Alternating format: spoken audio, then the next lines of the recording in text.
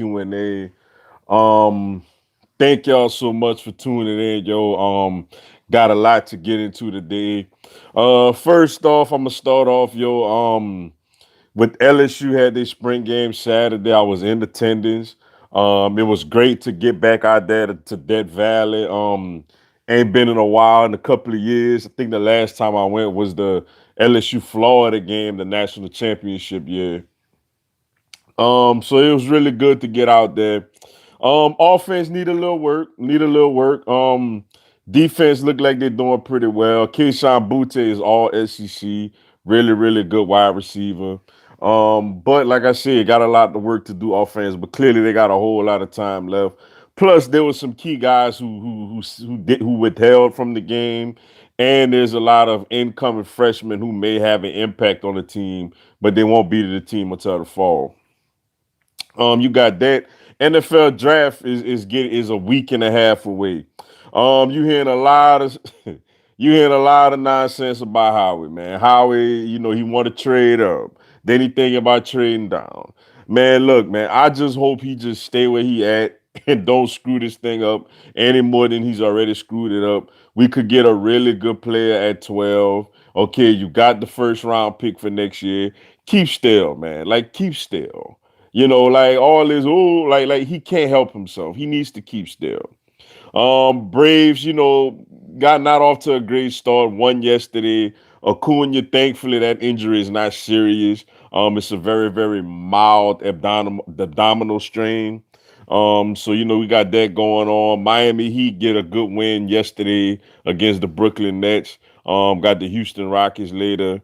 Um, just trying to right the ship and get into that top six. But clearly, that and anything else, NFL, NBA, Major League Baseball, college, other teams, spring games or whatever, everybody want to get into, you know, just just get at me, yo. Just get at me, man. I'm gonna be with y'all till about 7:15 Central Time. What's up, Amari Thomas? Appreciate you tuning in. What's up, Mr. Dugas? You heard the news about EDP. Man, my boy did tell me that. What that was yesterday. One of my homies did tell me about that, man.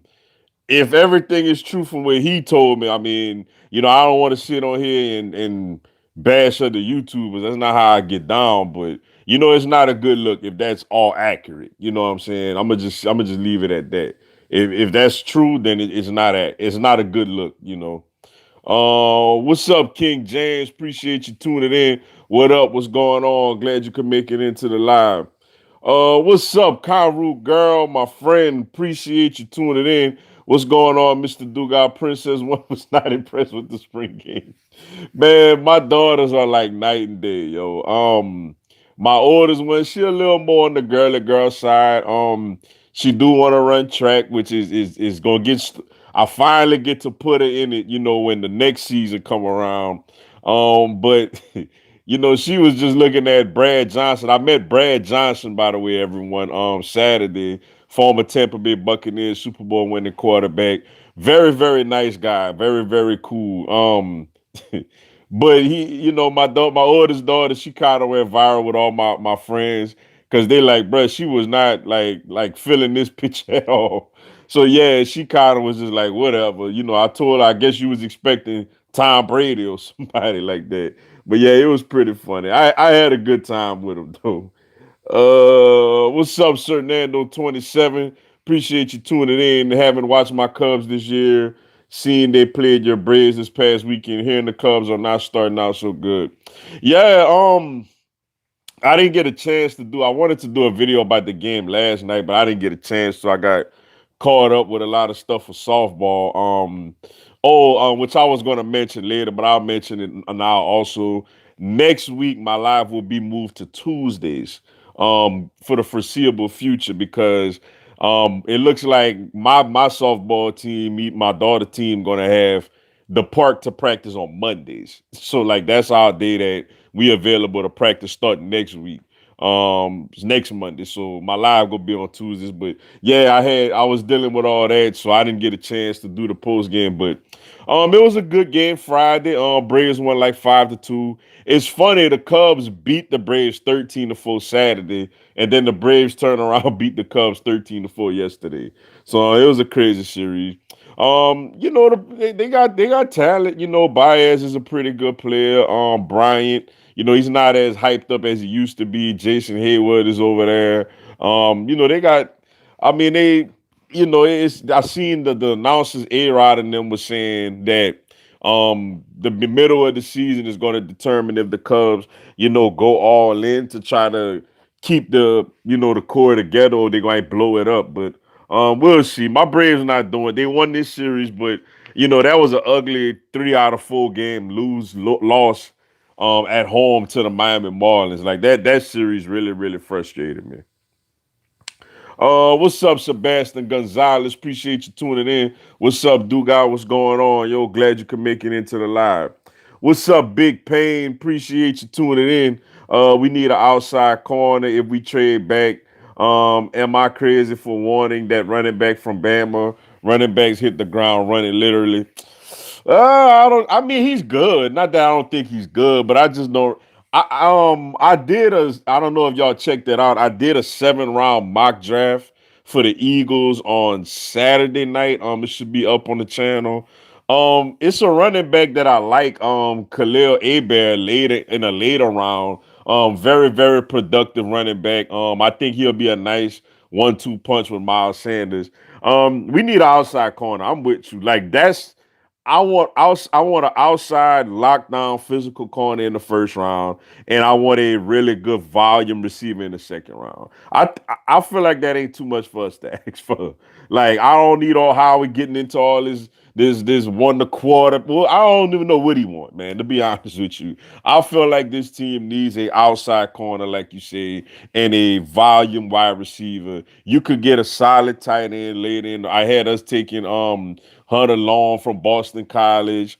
You could get good linebackers. You could get players in this draft. How we just gotta not mess this thing up, yo. But I say we should go running back, probably more in like the middle rounds. Um, I hate when a team is like 1-7 or a starter only has 1 win. I hate when it's such. Yeah, man. Hopefully we ain't got to deal with a lot of those full. Well, it would. I guess it would be full 12-1 since it's an extra game this year. Hopefully we ain't got to deal with a lot of those type of games again in the seasons again in the foreseeable future. If we do good in this draft, we got a chance to really we got a chance to really get this thing going, yo. But we gotta finally break our bad habits and do well in this draft though. I like the defense and Mason Smith DT is a monster. Yeah, the defense was really good. I like the secondary. The secondary played with a swagger. Derek Stingley, he to me, to his accounts, kind of had a down year last year. He looked pretty good in the spring game on Saturday. I wanted to see a little more. I was kind of close to the field, so I got to see the sidelines and Mason Smith. Like it looked like they was working on him a lot. Like I don't know if it was his shoulder or his collarbone or what, but he was kind of getting worked on a little bit, so he didn't really play as much as we all thought he would have played. But I do like the defense. I do like it, especially the secondary. But the offense do gotta pick it up a little bit and get a little more better in that area. What's up, Justin Knox? Appreciate you tuning in. What's up? What's going on? Yo, glad you could make it into the live. Is Pops watching the draft with you? Is Pop watching the draft and are you going live like last year? I haven't talked to him about that yet. We gonna see. I do plan on going live for the draft this year. Pops, I know he actually gonna help me coach my softball team this season. He gonna be one of my assistant coaches. So that should be a lot of fun. I got my dad as an assistant coach, and my daughter as one of the players. But I'm gonna talk. We're gonna have a practice Wednesday, so that's why I'm gonna probably chop it up with him again. But I'm gonna ask him about it. I'm pretty sure he gonna want to. I should have. I never. I just thought about it. Like, nah, I'm sure I would have thought about it next week because the draft is next Thursday. But I did plan on going live for the whole first round like I did last year. But I will try to get Pops involved again because it was a lot of fun. Even though I didn't like what the Eagles did and Dallas getting CD Lamb, it was a whole lot of fun though. I hate the Eagles. Well, all right, well, let me know how you really feel. What's up, Mr. 89? 89, 89. I don't know how you want me to say it, but what's going on? Appreciate you tuning in. What's up, Sir Dugas? What's going on? Glad you could make it in. Who will explode on offense and defense this season? For offense, man, this Kayshon Boutte. Kayshon Boutte is a all SEC wide receiver. He actually had a 75-yard touchdown that got called back for like a block in the back or something like that down the field. But he's smooth, man. He's just smooth. His route running is smooth. He got really good hands. He fights for the ball. He's great at tracking the ball, and he has really good speed. He's the next one. We got a nice tradition at LSU of receivers stepping in. We never gave out the number 7 yet. I don't know what's up with that. I know usually that number is handed out by this time. I don't know if they just not handing it out this year or if they're gonna wait more for the fall. But if anybody deserves to wear number 7, it should be Kayshon Boutte, unless you give it to Derek Stingley on the defensive side. Stingley and Boutte are the two best players on this team. And as far as defense, I know Stingley would be the obvious answer, but I tell you what, I like Jay Ward at safety. I think Jay Ward. I want to see him bulk up a little bit, but with his cover stick skills and his instincts, I think he gonna do pretty well. In the safety position for us.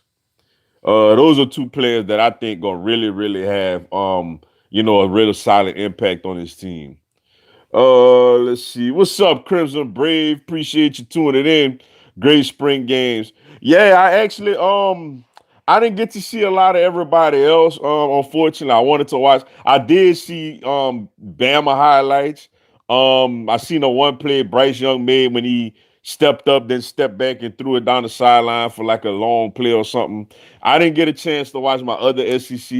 And I only seen the Bama one because it was, I was talking to a Bama friend of mine, and he was like, "Man, check this out, man. Check out our spring game." Because I was at LSU, so I didn't get to see. But yeah, I mean, it's an exciting time, yo. And for me, just being in Tiger Stadium was a blast. I know it was just the spring game, but just going through watching the team into the stadium, walking into the stadium, eating the hamburgers, my daughter's eating the nachos, sitting in the stadium. It was just a great feeling.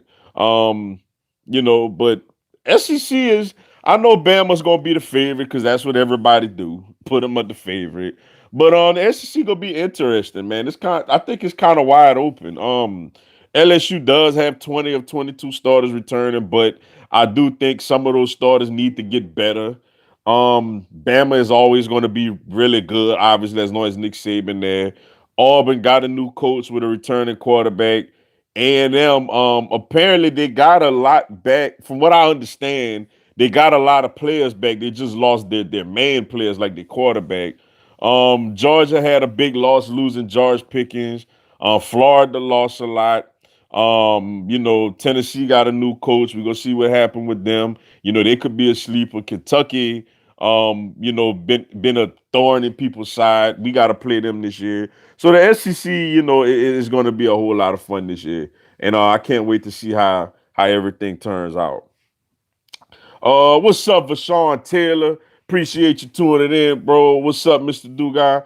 I missed quite a few of your last Q&As, but I'm here to show love and support. Keep doing your thing, brother. Hey, greatly appreciate that. I'm glad you made it.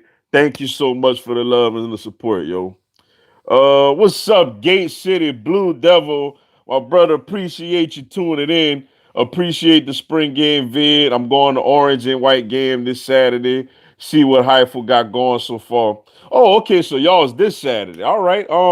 Is on the networks. I'm gonna have to check y'all out. I thought we all played Saturday. I know most of the the SEC Springs games was this Saturday that just passed. But hey, that's what's up, man. I may actually get a chance to check out Tennessee, yo. That's what's up. Carl Devron exposed.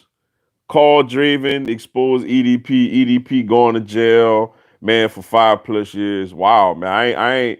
I ain't. My boy ain't tell me all that, But man, I mean, I don't know, man. Just hope whatever is going on with him, he gets those things situated. I don't like seeing bad things happen to people.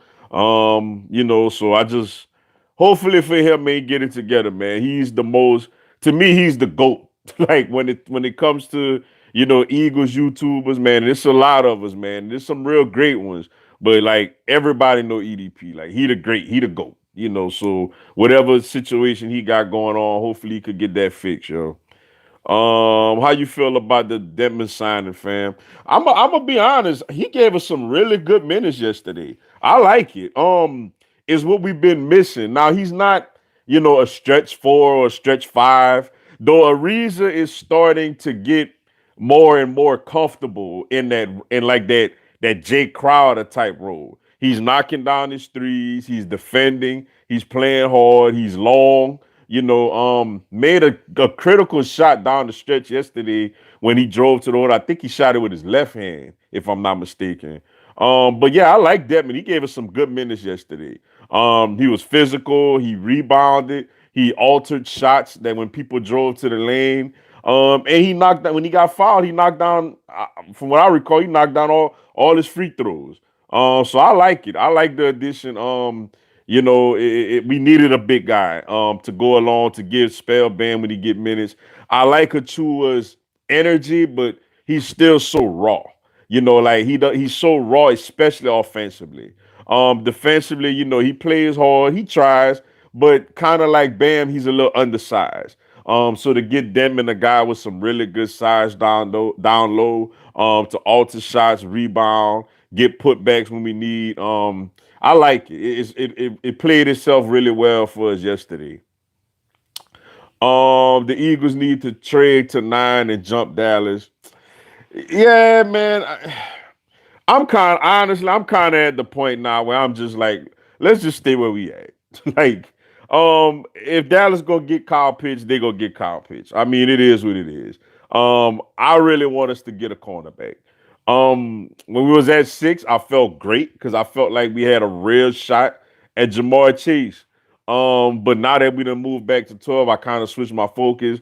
I want Howie to just. I don't want to be that team look, we done made the move. We got the extra first round pick. We're gonna have potentially 3 first round picks next year. We're gonna have salary cap space next year. We don't need to get all crazy and every other week we trading up, trading down, type of nonsense. Unless for me, unless you're trading up to 5 or to 4, where you get Jamar Chase, then it is really you might as well just stay where you at. Like that's how I feel. Look, I like Kyle Pitts. I like him. I would have been okay taking him if he failed us at 6. If Miami, if not Miami, if Cincinnati took Chase, I would have been okay with it. It wouldn't have been my number one choice, but I would have been okay with it. But the fact that we done moved down, we done got an extra pick. I don't want to trade back up for the tight end. Now Jamar Chase is a clear cut number one receiver, that makes any quarterback better. If we go get him, cool. Like, and I'm not just saying that because I'm an LSU guy, but Jamar Chase is that guy. Um, but other than that, man, I mean, we might as well stay where we at. Like that's how I feel. We might as well stay where we at, man. And just I'm hearing a lot of rumors how we want to trade up and this. Like somebody tell him just keep still. Matter of fact, somebody go to Howie and give him my mock draft. Like and tell him now. Granted, some of these guys not gonna be there because people gonna trade up or people gonna draft them ahead of when we pick. But if all these guys are on the board when we pick, tell Howard to pick all the people in my mock draft, and I think we'll be all right. You know, not to say that I'm a great GM or nothing, but I just feel like all those guys make sense for this team. Let's see. Three. Hold Hold on. Let's see. Hold on. My bad. 3. I'm sorry. I got lost there. Okay, here we go. How we want us to be made. I ain't gonna lie, I agree with that. I really, truly, full-heartedly agree with how we like making the Eagles fans upset. I do agree with that because we done went through this terrible season. Honestly, I wanted Howie fired in the middle of the season, but I've come to the conclusion that he has a lifetime contract, that he probably has part ownership in the team that they just never announced yet. Basically, Jeffrey Lurie ain't getting rid of him. Like apparently that's just what it is, that you know, um Jeffrey Lurie ain't getting rid of him. But with that being said, just stay at you done made the move, man. You got his extra first round pick, whatever. I didn't like it at the time. Now I'm like, okay, it won't be as bad if we get a good player at 12 that I really like. Like he need to just keep still, let the draft come to him and make the picks, instead of panicking or trying to prove that. I hate whenever people try to go out of their way to prove that they're smarter than everybody else. Just do the thing. What makes these great coaches so great is they do the common sense things, and they allow you, their opponent, to beat themselves. Like they don't do nothing extra, nothing spectacular. They sit there, follow the game plan, be smart, be patient, and they let other teams beat themselves because they panic, feel like, oh, we got to do this, do that. Like just keep still and let the draft come to you. Bama's defense going to be out for blood this year. All right, we're gonna see, man. I know they lost. Who that was? I know they lost Barmore, Moses, Sertain. Who else they lost? That's really the big names that I know of. So yeah, I mean they could be pretty good. I mean it's 4 and 5 stars, so I don't doubt that. My favorite team needed QB. I'm trying to look. I can't. Is it the 49ers? I'm trying to look into your little circle thing. Look like I see the Sharks, the Warriors. I can't see what that last one is on the bottom. It looked like the 49ers. If it's the 49ers, yes, y'all do. I feel like they should take Justin Fields. That's just how I feel. Is Rasul Douglas good? My Raiders pick him up. Yeah, I seen that. I mean, as long as you don't ask him to run with nobody down the field, like if you put him in zone coverage, or if you put him in man coverage in the red zone, Rasul Douglas is going to be really good. He got really good ball skills, and he's physical and long and lanky. He's not fast, however. If you asking him to play the receiver in a wide open space without safety help over the top in man coverage against a fast receiver, he's in trouble. Like he gets got every single time. That's the biggest thing with Rasul Douglas. Like I said, zone coverage, hey, he good. He'll come up, hit somebody. He'll intercept the ball. He'll get physical, but he can't run with nobody. Like that's his. He may, a lot of people feel like, which myself included, feel like sooner or later he gonna end up just being a safety because he's big, physical, not that fast, but he does have very good ball skills. Let's see. Then if someone hurt him, let me see. I'm not sure. Oh, you talking about Howie? What's up, Brandon Reese? Appreciate you tuning in, yo. Hey, what up, Mr. Dugas? Which position group were you the most impressed with for LSU spring game? It's I'm gonna say that it's the defensive line and the secondary. I'm gonna say it's kind of a tie between both of them. The defensive line, especially with the D line, because Ali Gay was not out there. Andre Anthony was not out there. Those are two guys that are going to be, really, really dependable pass rushers for us this season. Ojolari did really good out there. Jaqueline Roy really dominated this game. I like the D line, but I thought the secondary played well. Stingley looked like he's in mid-season form. McLaughlin played really, really good and really physical. Rodarius Jones got an interception and made a couple of pass breakups. I thought Jay Ward had a good game at safety. So for me, it's the D line and the secondary. I thought really, well, they both position groups really impressed me. For the spring game Saturday. The Cowboys just paid Jarwin all that money, and Dak only good because his cash has 2017. I had a dream last night. The Eagles drafted a guy named Hooker. Man, Malik Hooker would have been nice, but I do like the Eagles safeties now though with Anthony Harris, with Rodney McLeod coming back, with Kayvon Wallace kind of playing in that that third safety slash like Corey Graham role. I know it's a different defensive scheme, but Corey Graham was like our third safety. So yeah, I like the safety position. They did, but I'm telling you, like Kyle Pitts got Dallas written all over him. Like if Kyle Pitts is sitting at 10, the Dallas Cowboys will take him in a heartbeat. If Miami may take him if Cincinnati does indeed take Chase. Then I can see him going to Miami at 6. I don't think Detroit takes him. They got a tight end Hawkinson already. Um, the Broncos, they got what, two tight ends. Carolina, maybe Carolina could take him, maybe. But if he's there at 10, I definitely, regardless of what they gave Jarwin, I think they still gonna go take Kyle Pitts. Yo. That's just how I think about it. Watch out for Ajayi Hall this year. Another Waddle we signed in the 2021 class. Then not to mention the MVP of the spring game, Bryce Young, will only get better.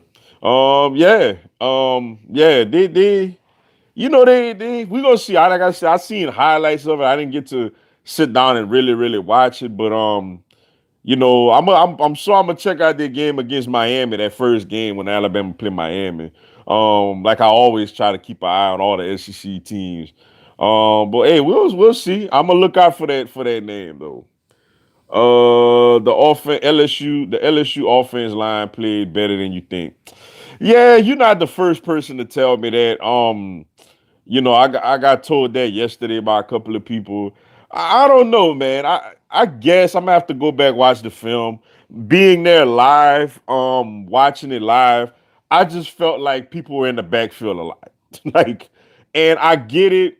Ty Davis Price was the only legitimate running back that ran the ball yesterday, and he didn't do terrible. He had like 75 yards or so on I think 15 carries, which is actually decent. It's pretty me beyond decent. He broke a couple of nice big runs. That's what it is.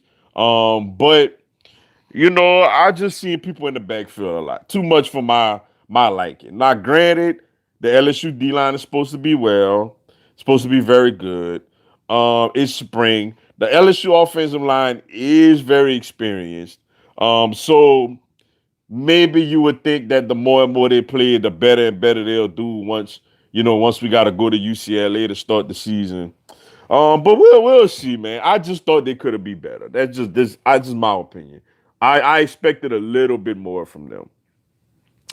Maybe Spo will miss up the lineup and play small and big when it's needed. That's the only thing I see with the Detman signing. Spo has to adjust the lineup to complement our stars. Yeah, I want to see how you do the lineup tonight because apparently Bam gonna be out, Tyler Hero gonna be out, Jimmy is questionable, Dragic is questionable. So we may have to tinker with the lineup a little bit tonight. Look, we got to win this game. You can't beat. I know we may miss some star people, but you can't beat the Brooklyn Nets and then turn around and lose at home to one of the NBA's two worst teams in the Houston Rockets. Um, but yeah, that's the thing. I trust Spo, man. I trust Spo whenever things get a little difficult and a little hard. I trust Spo to come with the right lineups. It's kind of experimenting time right now.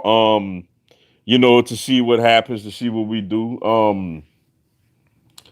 So we're gonna see, man. We're gonna see. We're gonna see. Definitely looking forward to seeing what we do tonight. And how this thing works going forward. We gotta get out that 7 seed though. I preferably would love to get in like the 4 or 5 seed, but 6 seed is cool. We gotta get out that 7 seed because For one, we don't want to play in this nonsense playing game. And for two, we want to avoid Brooklyn and Philly in the first round. Second round, it is what it is. But first round, you want to avoid them at least till the second round. Let's see. I'm gonna have to watch the draft with you, Lord Brunson, and Philly 500. Hey, that's what's up, man. Those guys are amazing, also, yo. Check them out. I'm pretty sure everybody check them out. But if not, y'all check them out. Lord Brunson, man, he big time, and Philly 500, man, they get it in, yo. Let's see. Which NFL head coach will be under the most pressure going into this season? It's a good question. Let me see. Let me think. In our division, I'm gonna go division by division. Obviously, I think Mike McCarthy may be under a little bit of pressure in Dallas. Some people wanted him going after last year, but some people go give him the benefit of the doubt because Dak Prescott got hurt. In the West, I don't really think nobody is really under pressure. NFC North, no, I don't think nobody. The guy that had the hottest, I guess, Matt Nagy. I'm gonna say him. Matt Nagy in Chicago, I think, is the guy overall under the most pressure. I think he has the hottest of hottest seats coming into this season. Because in the NFC South, I don't feel like they got new coach in Atlanta, and I don't feel like obviously Bruce Arians and Sean Payton are good. Like they safe. I think Matt Rule, got a chance to make some things happen. The East, all those coaches I feel like are good or okay. Jets got a new coach. AFC West, obviously Andy Reid. I think John Gruden. Chargers got a new coach. Um, Broncos, maybe Vic Fangio is another guy you could throw out there.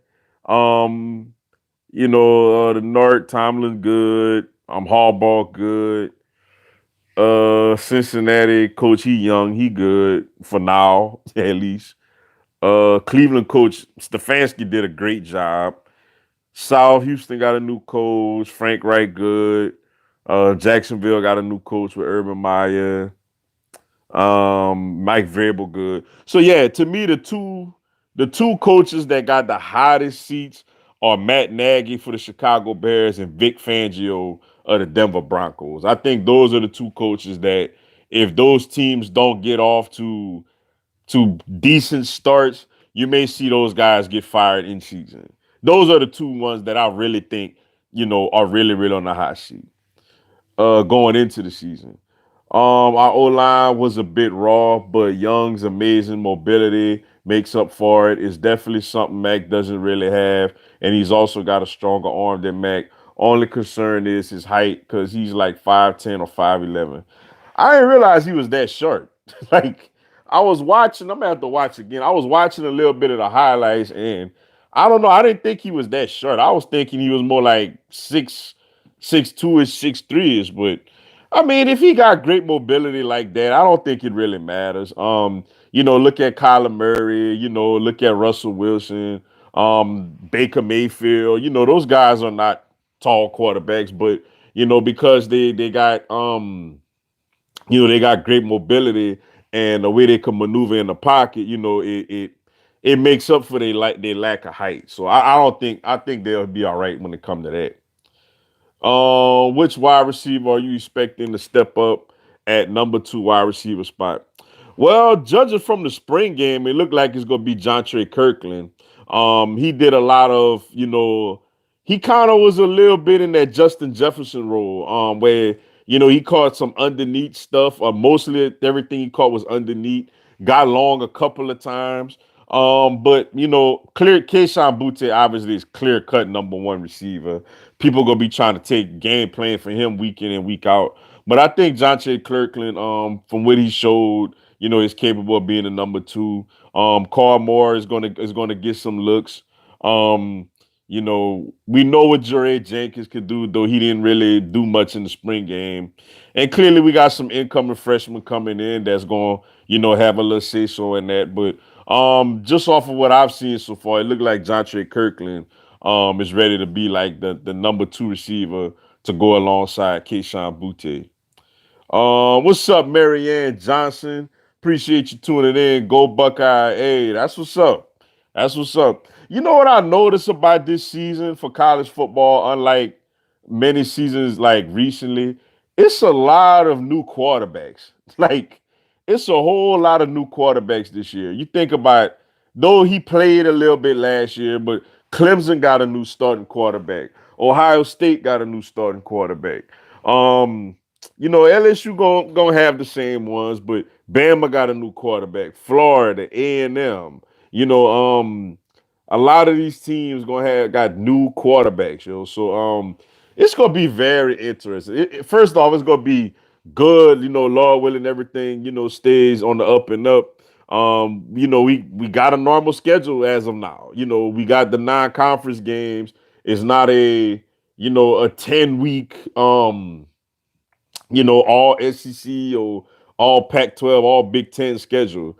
So that should make it fun, just the grind of the season. Sometimes I know people like the all this and that, but which is fun, it's just great.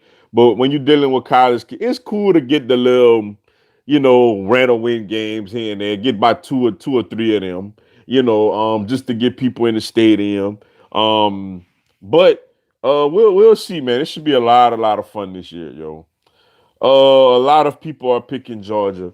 Yeah, they got the talent. But with them losing George Pickens, that's a really, really big loss for them.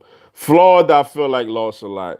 You could see teams like possibly Tennessee or Kentucky, kind of push to be, try to compete for the SEC East this season, with so much uncertainty at the top of that division. What's up, Fly Eagles Fly for life? Appreciate you tuning in. What up, Dugas? What's going on, yo? Glad you picked you came into the live. Sorry, I got tongue twisted there. Picking Georgia to do what? I guess win the SEC East. I don't think they're picking them to win the whole SEC. I guess they're picking them to come out of the SEC East to get to Atlanta. You can probably go to any Tennessee game cheaper than a number one fall, man. Man, there you go, man. You wrong for that, man. Man, you wrong for that, man. I know it ain't that cheap over there at Rocky Top, man. Come on, man. If you was gonna with Miami trade for the number 18 overall pick. You see, man, I want us to stay where we at. Um, we got three first round picks. I mean, that's enough. Like, at some point, you got to get a player this year. He already traded out of getting for sure Chase or Pitts, perhaps. You know, um, I'm like, just stay at 12, man. Get one of the top 12 guys. Really, it's going to be one of the top eight because about at least maybe four quarterbacks are going to go early. So you get a really good player. Like, get players, man. Like, okay, people try to talk me into you traded, you got an extra first round pick. I finally started accepting that. I'm like, okay, fine. Next first round pick next year, cool, whatever. Especially if for some reason the Dolphins have a down year, it's a higher pick, but at some point get good players this year. All this next year stuff. No, like get some good players this year, man. Like that's why I'm like, man, somebody go grab Howie and throw him in the closet somewhere until this draft start, man, so he cannot mess up. Ohio State probably has one of the best wide receiver cores in the country. I actually agree with that. They really do. And then they had that guy Fleming who was like a top recruit. Going into last year, he going into his second season. Ohio State got talent. Like one thing Ohio State has is talent. Like ever since, really since Jim Tressel was there, they had talent. But then Urban Meyer came in, started recruiting these SEC caliber type of players, over there. Like, for example, when I think about that 2014 Ohio State team that won the national championship, people don't realize that team was loaded, man. When you talk about Cardell Jones, who we know never lived up to the NFL, but was really good, I felt like he should have came out after that championship game, honestly. but I guess he wanted the stardom and the fame of going back to Ohio State. Whatever. I feel like he worsened his draft stock. He could have been a mid, first round pick if he'd have came out after that championship game. You had Ezekiel Elliott. You had Michael Thomas, Devin Smith. Um, you had Marshawn Lattimore. Um, you had what's his name? No, Joey Bosa, not Nick, Joey Bosa. I mean, man, they had players, yo. Like they had players on their team, yo. But yeah, they do got a deep wide receiver core. I expect Ohio State to come to be in the college football playoff again.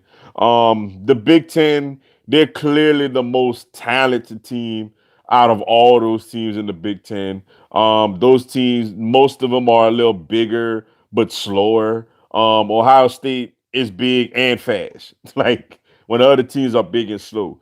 You would have thought that Harbaugh would have been able to put together, talent to compete with Ohio State, but he hasn't. It's hard, to recruit those type of athletes. And Ohio State, though Urban Meyer's left, he left the blueprint, you know, um, for Ryan Day, and they got it going over there. And yes, they do got a really, really good wide receiver core, but they're gonna be in the playoff again this year, barring anything crazy, in my opinion. Because I just don't think nobody in the Big Ten, could play with them. I can see Florida probably taking a step back. Yeah, they lost a lot. They lost a whole lot. I don't know how I feel about Emory Jones as a full time starter. The little bit that they put him in, he didn't throw the ball great. He ran around a lot, so we're gonna see. But losing Kyle Pitts and Kadarius Tony and those guys, yeah, like they got a lot. They got a lot to. I felt like this past year that just passed was Florida's real chance to really, really step up and take a shot at a playoff. But of course, we went into Gainesville and put in all that, and A&M got them early. Then of course, Bama got them in the SEC championship game. Our pass rush was incredible, and we were missing Will Anderson. Guy was our best pass rusher as a freshman. Oh, that's what's up. I'm hearing Bama, is supposed to have this very, very, very great recruiting class. I mean, Bama, Bama, Ohio State, Oklahoma, like those guys are gonna all be really good. Like those are teams that we know, in the NCAA as a whole are going to be very, very good because they have talent and they have talent combined, with really good solid coaching. Um we should have stayed where we were at from the beginning. I agree. Like I agree. Like, my thing was, they finally I'm finally got talked into like, all right, bro. Like you're number 12, you got an extra first round pick. Okay, cool. I didn't like that. I loved being at 6. I mean, what was the point of the Washington tanking in front of the whole country if we're gonna do that? But then it's like, okay, you get an extra first round pick. Like, that's not a bad thing. That's not a bad thing. And the Dolphins, they had a good year. They missed the playoffs, but they could potentially, they one of those teams where they could take a step up and be a solid playoff team, or they could kind of take a little bit of a dip and have a step back and give us like a top 14, 15 type of pick next year.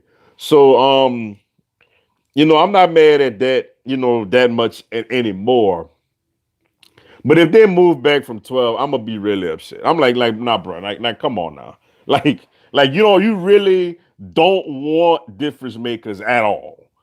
Stay where you at. Get a really good player, man. Come on now.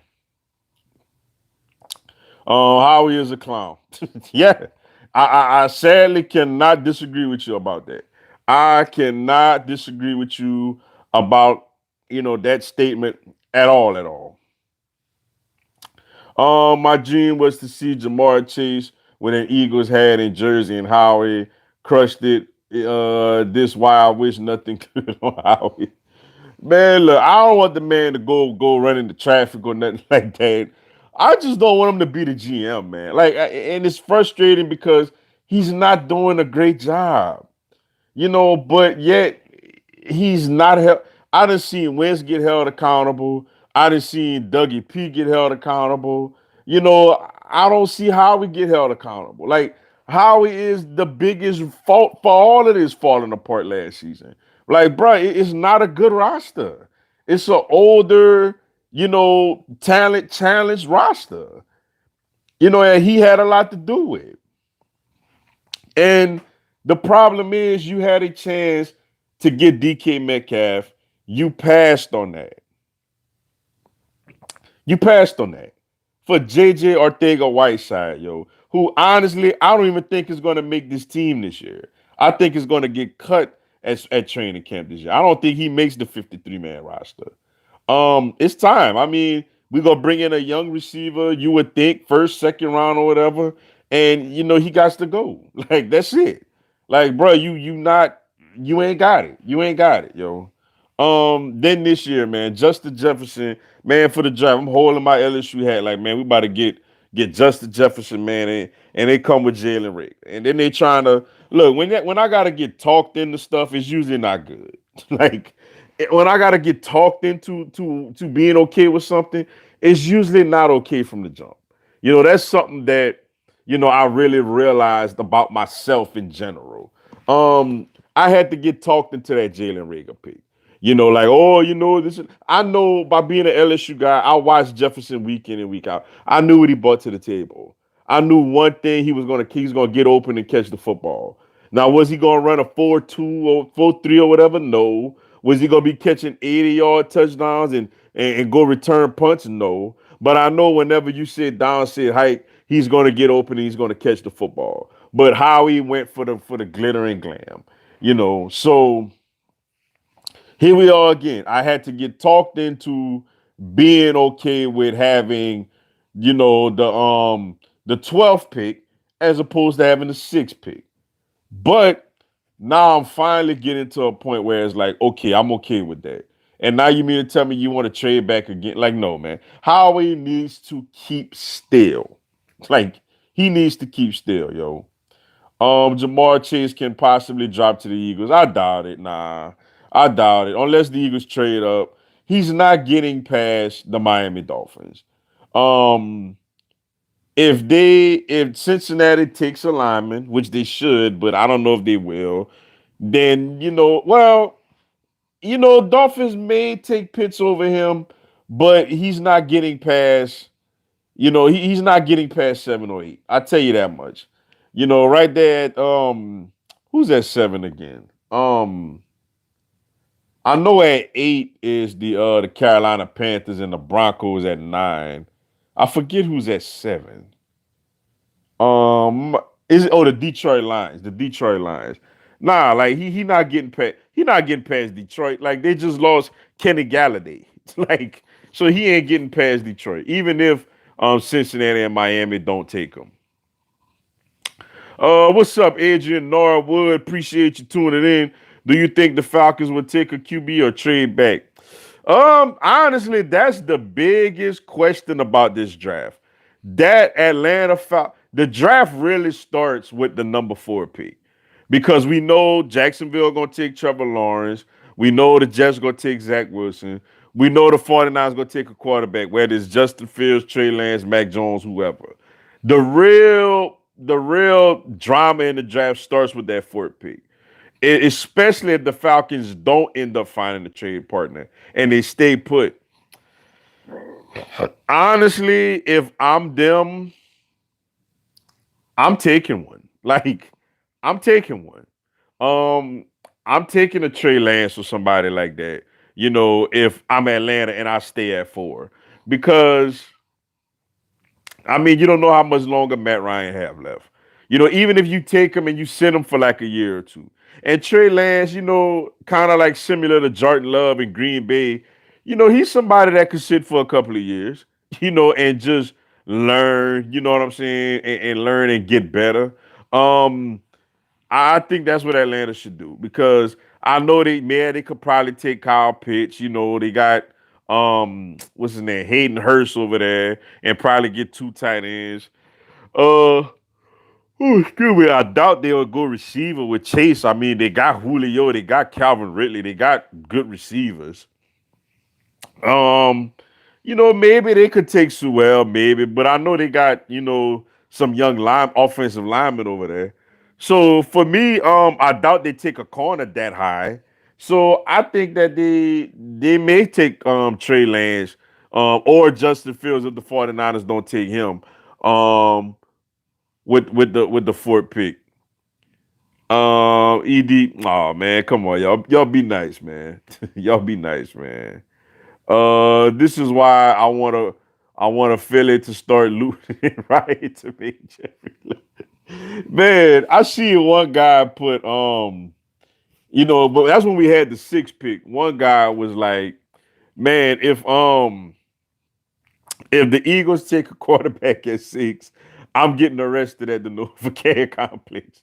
I forgot who it was, but I see somebody online like do a video and say that, and I'm like, man, I mean, like, I'm not advocating for that, but seriously though, like, look, man, we love this team. Like, you got to stop doing this. Like, enough is enough. Like, how much more you can only get a free pass for that Super Bowl for so long, man. I mean, Dougie P's free pass is gone already from that Super Bowl. Nick Foles' free pass is gone. Carson Wentz's 11-2 start to that season, free pass is gone. So how we should only be able to get a free pass for so long before we start really voicing our frustration, man. You don't want people, like you said, to start going up there riding and looting and looking for him, and he got to leave the Novacat complex every day with security. Like, you don't want that type of situation. So he needs to do what makes sense, you know what I'm saying, and get who you're supposed to get. It's simple. Any one of us, you know what I'm saying, any one of us, like with the 12th pick, would have an idea who to take. And like once the first 11 picks go by, we would all be like, I'm sure most of us would agree on who to take at that position, at the 12th pick. So that's why I'm like, you can't make this thing harder than what it really is, you know? Let's see. What's up, Saman 709? Appreciate y'all you tuning in. All the Steelers playoff contenders by how season ended. Also, do you know about what happened to? All right, y'all. Look, man, I'm gonna just say this right quick. You know, we not gonna be here talking about EDP, about what happened to him. We gonna try to keep this thing positive. We gonna try to keep it about sports. I entertained it a little bit more than I probably should have, but look, I'm not one to come here and criticize other YouTubers or to bash other YouTubers or to make fun of other YouTubers. You know, um, I don't even like to make fun of athletes in their personal life. I'll make fun of their play on the field. I'll make fun of contract negotiations, and decisions they made on the field. EDP, whatever he got going on, that's his personal business. Um, you know, I don't know. Like, I don't know what else to say about that. I don't want to really talk about that situation no more. If we could talk about other YouTubers in a positive light. How much y'all like their channel, or if I watch their channel, or if I support their channel. But, I don't want to be here, laughing at somebody because they're going through a trial and a tribulation in their personal life. So I'm gonna just get that out there. We not gonna get on EDP no more. I did hear that some stuff happened, but that's not what I want this show to be about.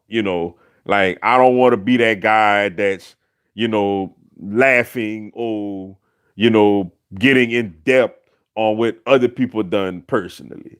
So I just got to throw that out there. And as far as the Steelers being a contender, yes. If they get a running back, if they draft Najee Harris from Alabama, I think Pittsburgh is definitely a real contender with that defense that they have in place and those wide receivers. I think Big Ben could still, really sling it around for one more season. So yeah, I do think they are. Let's see. Sertan, Barmore, and Moses were only three we lose. Okay, well, hey, then if that's the case, then yeah, the defense should be really really good, yo. I was thinking, well, yeah, they lost a lot on offense, but defense, yeah, that's 8 out of 11 are back, so that's not bad. Do you watch basketball? Yes, I do. Miami Heat fan. I think the Bengals are going to get some offensive linemen. They should. Like, they better. By the way, speaking of the Cincinnati Bengals, man, I got a bone to pick with them. I seen a picture that they put out earlier with, I guess they got some new uniforms or whatever. And in the picture, Joe Mixon is sitting down in a chair and Jambalaya Joe Burrow is standing up. Like, what's the deal with that? First off, first off, why the running back get to sit and the quarterback got to stand up under any circumstances? Unless that running back was the late great Walter Payton, Barry Sanders, or somebody like that carried, the offense completely on their shoulders, then they need to sit down. Other than that, the quarterback should be sitting down, not the running back.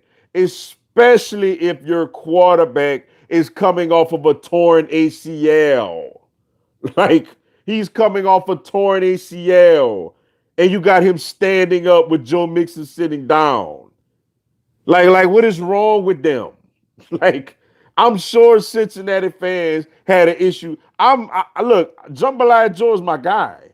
I want to see him, as long as it doesn't hurt the Eagles. I want to see him have as much success as he could possibly have. But so when I see stuff like that, I get furious. Why is he standing up and Joe Mixon sitting down? If I'm Joe Mixon, I'm not even letting my quarterback coming off of a torn ACL stand up. You know, I don't know, man. I don't know. Sometimes I really question people's thinking. Sometimes, yo. Not trying to sit there and say I'm the brightest person in the world, but my goodness, man. I'm sure the majority of us that seen that picture thought the same thing. Like, wait, why is he Joe Mixon sitting and Burrow standing? Like, as a quarterback and coming off a torn ACL. I don't get it, yo. I don't get it at all. How you like teams that don't play in the same town? I mean, easy. Like, you root for them. I mean, I mean, I don't get it when people be like, you have to root for this team because that's where you from. I mean, they have the NFL for every team. Every team plays. Like I said, for LSU, hey, I love LSU, Louisiana native, love LSU. I know people personally that played for LSU. I talk to a former LSU Tiger, at the barbershop every Thursday. You know what I'm saying? Um, I got classmates that played for LSU. I love LSU. The Saints growing up, they weren't very good. And I don't really, none of them was from Louisiana like that. I was a Donovan McNabb fan. Miami Heat, hey, Louisiana, the Hornets slash Pelicans wasn't in Louisiana at the time. I like Tim Hardaway and Alonzo Mourning. The Braves played on TBS every day. You know, um, look, they didn't have a Louisiana team, so I mean, that's how I guess you know. TJ Finley looked horrible out there. If I'm LSU, I'd take Max Johnson over Miles Brennan.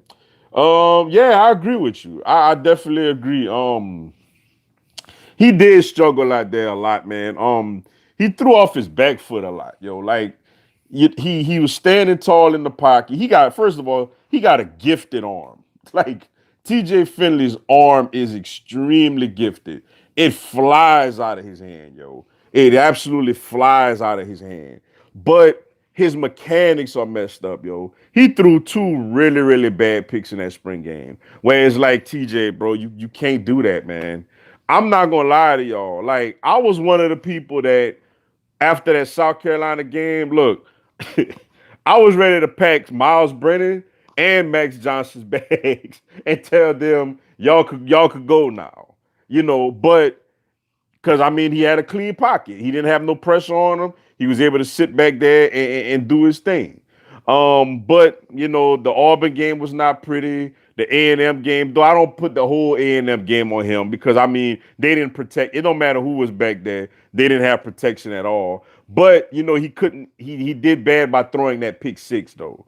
Um, he got work to do with his footwork, yo. Like he has to work on his footwork and probably dropping a few more pounds so he could at least get a little bit mobile. He has Jamarcus Russell type of arm talent. But what helped Jamarcus Russell throughout his LSU career was as every year went. But now I know I'm talking about LSU. I ain't talking about the NFL. But throughout his LSU career, he dropped weight and dropped weight to where he became more of a scrambler, or a rumbler. His last year at LSU. So that's what TJ Finley has to work on. Just dropping more pounds, getting better footwork, to where he could be a little more poised, in the pocket. Oh man, what's up, my cousin Lonzo Narcisse? What's good, Zoe, man? Appreciate you tuning into the live, cuz. Keep doing your thing, fam. Go Vikings. Hey, appreciate that so much, man. Hey, that touched me right there. I'm glad, really appreciative of you coming into the live, man. And yeah, hey, I hear you. I hear you. We don't play this year, but gotta get that defense, man. Gotta get that defense playing a little better. I am thankful for the two additions, Anthony Harris and Eric Wilson from the Vikings defense. Justin Jefferson obviously is a budding star. Adam Thielen is still one of the better receivers in the league. Irv Smith, I think, could be a really good athletic young tight end. They just got to work on their defense. They got some young corners.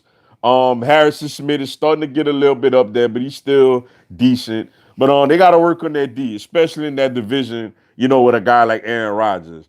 But work on their defense. And Minnesota does have a all world running back in Dalvin Cook. Like that guy is amazing, yo. Like he did shred the Packers in Lambeau last season. I don't want another wide receiver named Jaden. That's already good. I mean, yeah. Look, hey, speaking of that, I don't look. I know Bama fans gonna be like, why not? The one person that Howie Roseman could pick that could really upset me is Jalen Waddle. Um, Look, I'm not saying Jalen Waddle can't play. I'm not saying he's any good or he's gonna be a bust or anything of that nature. For this team, that's not what we need. Like that is not what the Philadelphia Eagles need. We need Jamar Chase, Terrence Marshall, Devontae Smith type of receiver, a guy, that is used to being a high volume wide receiver, a guy that is used to, getting a lot of balls thrown his way. Jalen Waddle is like, you know, he's like, if he's going to be great in the league, he's going to have to emulate his game to like a Steve Smith Sr. A guy that started off as a punt returner, but then, became a physical wide receiver, though he had such a little frame. We know about the speed, we know about the acceleration and the juke ability and all that. But I just don't see this team. We got Jalen Rager is basically a poor man's Jalen Waddle. Like we have that on the roster already. We need a guy that could go out there and could get 10 to 15 targets and it won't be foreign to him. Jalen Waddle never got that many targets in a game at Alabama. Devontae Smith did. Jamar Chase got targets at LSU. Terrence Marshall got targets at LSU. So I'm with you. I don't want Jalen Waddle at all, yo. Let's see. The Bucks really won in NFC. Buzz 15-5. Saints 13-5. Yeah. I mean, that's crazy, man. How they just really, really turned it on and got it together, once the playoffs started. But when you watch that team in the playoffs, they was a very talented team. Like they didn't have many holes. The biggest weakness that we thought was going to be of the Tampa Bay Buccaneers was the secondary. And Antoine Winfield Jr. as a rookie played on like a Pro Bowl type of level. Those other corners, really, held their own and really did their thing. So when they played well and you already had a great front seven, you had obviously a great quarterback with some really talented running backs and great receiving core, solid tight ends. I mean, hey, that's the results you get. You get a team that put it together and go on a run and win it all. And for them, they brought back pretty much everybody, except for Antonio Brown, who I still believe has a chance to be replaced by Julian Edelman. Like, I know he retired, but we in April. Once we get close to the training camp, it would not surprise me, especially if Tampa Bay don't end up re-signing Antonio Brown. It wouldn't surprise me they called up because to me that's where Edelman want to be. Edelman was miserable. I know his knee and all that hurting, but Edelman was miserable in New England because he didn't get a chance, to play with his boy Tom Brady and Gronk. All right, y'all. I got about 10 minutes left. I'm gonna try to get to people I didn't get a chance to get to yet. What's up, Michelle Vanderlip? Appreciate you tuning in. Who do you think the Bills going to draft? That's a good question. I didn't break it down yet. I was actually going to do a full first round mock draft this Saturday evening when I was going to do the whole first round for all the teams. But without me really, looking into the prospects and everything just off the top of my head, a position of need, they're another team that can um I'd like to see them get a tight end, but I know they're not going to have one in the first round around then.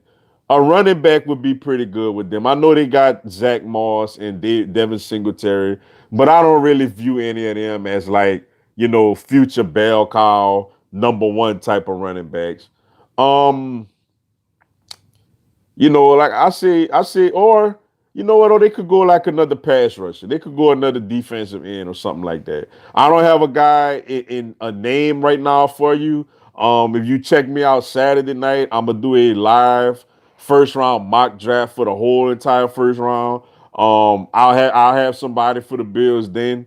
I didn't get a chance. I did the Eagles, 7th round, but I didn't get a chance to get into everybody else yet. But I think they could get like a defensive end, another pass rusher, a running back, or maybe even a tight end. But I don't know if they'll go tight end first round though. All right, y'all. Let me see. People I didn't get to yet. What's up, CG Ruthless Sports? Appreciate you tuning in. What's up, Mr. Dugas? What's going on? Glad you could make it into the live. Let's see. What's up, vegan hippie? Appreciate you tuning in. Mr. Dugas, what's your definition of a bust? Someone tried to tell me that Alex Smith, Mike Vick, and Andrew Luck were busts because they didn't win a Super Bowl and were injury prone. Dude is crazy. A bust is Ryan Leaf and Jamarcus Russell. I completely agree with what you said. You handled that. Like you handled that well. Those guys are not busts. Like Alex Smith was not a bust is somebody that's terrible. Like what we call let me give you an example. What we call Reggie Bush a bust as an NFL player, I don't call Reggie Bush a bust. I think he was a solid NFL player. Now he wasn't the second coming of Gale Sayers that all the scouts was telling us he was going to be, but he was a solid player. Especially he was a real solid contributor to a Super Bowl winning team with the Saints. He had a good career. Same with Alex Smith. Ironically, they were high school teammates, what makes that ironic. Where I feel like both of them were picked like number one and number two, but they were solid players. They were not superstars, but they were solid. I don't call that a bust. Mike Vick sure isn't a bust. I mean, guy went to how many Pro Bowls? Like, he sure ain't a bust. Had multiple $100 million contracts, and Andrew Luck just retired. Like he was one of the best quarterbacks in the league. He took an Indianapolis Colts team that was completely undermanned with no offensive line and took them all the way to an AFC Championship game. So yeah, whoever told you I agree with you. I think that's ridiculous. All right, let's see who I ain't get to yet. What's up, Jeff Boone and Pookie? Appreciate you tuning in. How's your day, my brother? Hey, it's going good, yo. Appreciate you tuning into the live. Let's see. What's up, Joe Martinez? Appreciate you tuning in. Who do you take, Certain or Horn? Ooh, that's a good one, man. That's a real good one. I'm gonna go Certain just because I think now Horn is a little better of an athlete, but I feel like Certain is a more complete corner when you talk about press coverage, knocking away passes, ball skills, and tackling. I'll take Certain slightly over Horn, but that's a great question though. Let's see. What's up? You can look, but you can't touch. What's going on? I appreciate you tuning in. Hi, NFL draft is getting close. Yeah, it is. Like what? Next Thursday. I really can't wait. Looking forward to it. What's up, Malik Thomas? Appreciate you tuning in. You want defense first or offense first in the draft? I prefer defense. If it's not Jamar Chase, give me defense. There's some really good corners that we could get. What's up, Bucktide 1999? Appreciate you tuning in. What's up, Mr. Dugas? What's going on? Yo, glad you could make it into the live. What's up, Chandler Hodge? Appreciate you tuning in. What's up, Mr. Dugas? I know late, but Heat beat Nets was good to watch. Who Dallas drafting? Yeah, it was a very, very entertaining, fun game to watch. In Dallas, I say they go. I think they want Kyle Pitts, but if he's going, I think they'll probably go. They'll have no choice, but to go Surtain or J.C. Horn. Bingo said they're drafting Jamar Chase. I believe him, but I think they're crazy. I think they should take an offensive lineman. All right, I got a chance to get to a couple of people. Let's see. We need to draft another running back. Boston Scott ain't it as a backup. Waddle and Rager are basically the same type of player. I agree and agree. Like I completely agree, and that's what I'm saying. That's why I don't understand how these draft experts got. Some of them got the Eagles taking Jalen Waddle. I'm like, we already have that guy on the team. Like Jalen Rick, they're the same player. Now Waddle is a little better than Rager, but they're the same player. Like punt return type of players that you give the ball to on end arounds and jet sweeps, and you make them run deep routes. That's the same guy. Like what we need is a volume type of receiver, a receiver that could get 10 to 15 targets, and that's not foreign to him. That's something he's used to on a big stage. Like I said, a Chase or a Marshall or a Devontae Smith. And as the running back, I agree with you there also. In my Eagles 7 round mock draft, if you get a chance, check it out. I actually got us taking Khalil Abear. I think it was the 4th round, I want to say. We do need another running back. Now, I don't think we should take one early, like first, second round or nothing like that. But in the third, 4th round, or maybe fit around the third, fourth, fifth rounds.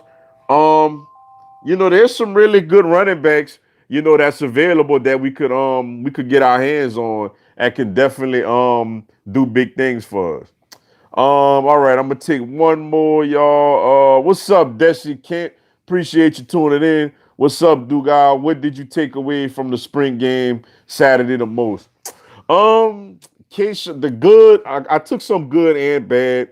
The good is Keishawn Butte is ready to be an all SEC wide receiver. That guy is amazing. Jontre Kirkland is looking like he's going to be the number 2 wide receiver. Kind of like in a Justin Jefferson, slottish, underneath route, mostly type of role. The defensive line looked really good. Jaquelin Roy, BJ Ojolari got after the quarterbacks. The secondary played hard. They battled. Derek Stingley looks in mid-season form. Looked like he's ready to have it's a big year for him. This is draft eligible year. So he's looking to be the first corner taken in the draft. So he was out there. He looked good in the spring. McLaughlin battled hard with Darius Jones. They played good. My concerns, I thought the offensive line could have played a little better than what they did. The quarterbacks looked a little erratic. Max Johnson settled in better in the second half. But the quarterback play wasn't great. Um, Running backs, I won't really get on the running backs too much because Ty Davis Price was the only one out there running. Um, and there's a lot of talk about Jack Best from coming in and being potentially like a tight end hybrid role. I think he has a great chance of that because I don't think LSU has a tight end that's a real threat. I don't think Cole Taylor is really a threat offensively as far as a pass catcher. So those were my biggest takeaways from the spring game Saturday. But all right, y'all, man, I gotta run. Appreciate everybody tuning in. Oh, I got one more. What's up, Eagles, Fudge Jones? Appreciate you tuning in. Oh, go look at D tackle Bobby Brown. Is that the one from Texas A&M? I think I did check him out a little bit. Yeah, he got a lot of athletic ability. But all right, y'all, man, I gotta run. Appreciate everybody tuning into the live. Programming note: my live will be Tuesday next week instead of Monday. I'm coaching my daughter's softball team, and we're gonna start practicing. I gotta go by the schedule whenever the practice fields are open. So one of the days are Mondays that I'm gonna be practicing with my daughter's softball team. So next week the live Q&A will be Tuesday instead of Monday. I will post it on the channel, closer to that day in case anybody forgets or didn't hear or whatever. But all right, y'all. Appreciate y'all checking out the live. Stay tuned for the videos throughout the week. Until then, y'all, God bless. Talk to y'all next week.